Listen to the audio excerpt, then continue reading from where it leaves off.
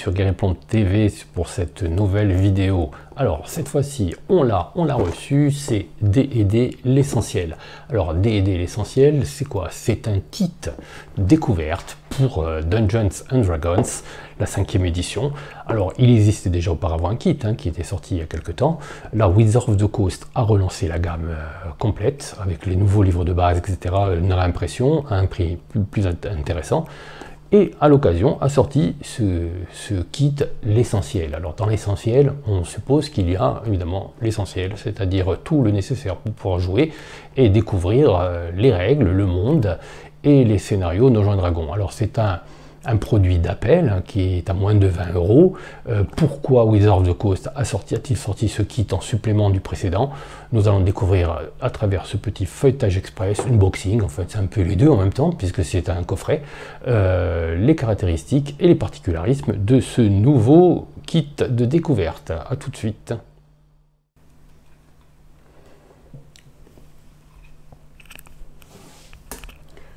Voilà, on se retrouve donc devant la boîte l'essentiel pour Dungeons and Dragons, la 5e édition. Voyons un peu de quoi il en retourne. Alors le boîtier, il est un petit peu, pas très costaud, mais bon, ça a l'air d'aller quand même. Le set de dés, alors petite cerise sur le gâteau, vous avez 2 dés 20, ce qui va vous permettre d'utiliser les avantages et les désavantages sans avoir besoin de relancer le dé. Le livret de règles. Alors c'est un livret de 68 pages, quelques illustrations noir et blanc à l'intérieur, qui va vous permettre de tirer un personnage. Alors là, c'est la grosse différence par rapport au kit d'initiation, c'est que dans cet essentiel, dans le kit d'initiation, il y avait des personnages pré-tirés. Ici, vous avez la possibilité de tirer vos propres personnages. Ce qui est bien pour apprendre vraiment la mécanique et comment fonctionne vraiment le jeu. Donc, vous allez pouvoir choisir une race parmi elfes, alphelins, humains ou nains, les 4 principales en gros quoi. Vous allez pouvoir conduire ensuite une classe de personnages, barde, clerc,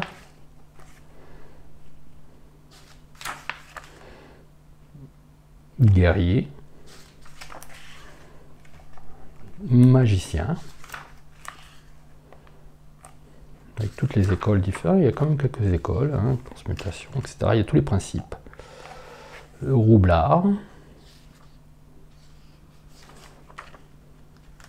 Et ensuite, vous avez quelques historiques. De l'acolyte, en passant par l'artiste, le criminel, le sage et le soldat. Voilà. Vous avez vraiment ce qu'on dit l'essentiel. Les règles, l'avantage et désavantage,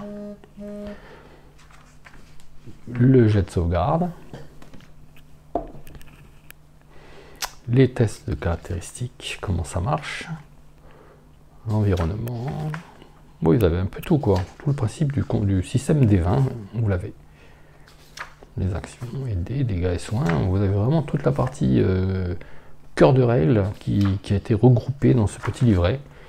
L'équipement, monture et service, les objets spéciaux, les sorts. Alors, comment lancer un sort, description des sorts. Alors tout ça va jusqu'au niveau 6, ce qui est déjà pas mal. Je pense que si vous arrivez à un certain niveau, vous avez envie d'acheter le livre de base normal, les manuels du joueur, le guide du maître, toute la panoplie pour pouvoir prolonger votre aventure dans Donjons et Dragons, et vous avez quelques compagnons.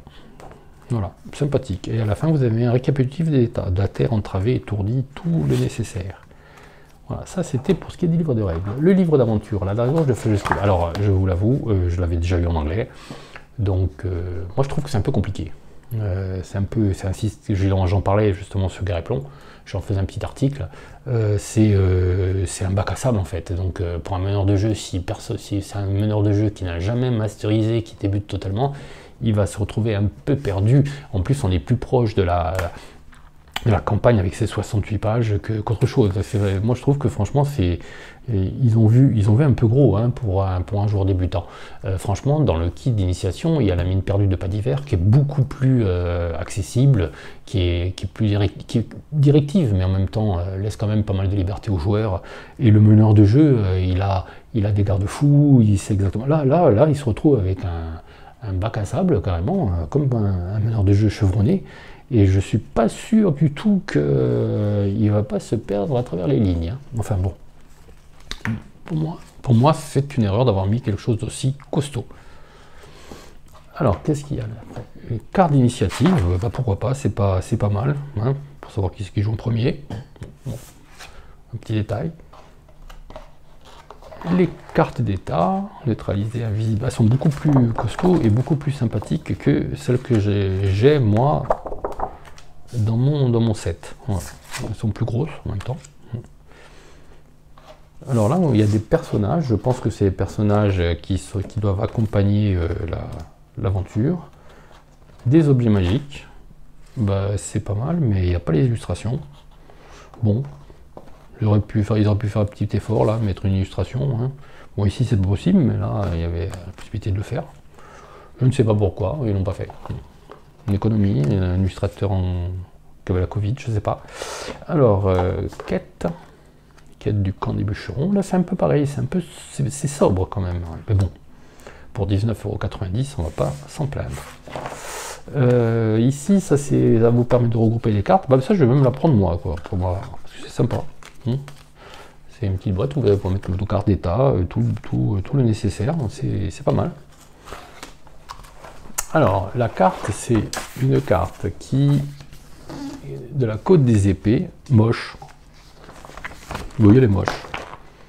Bon, c'est moche.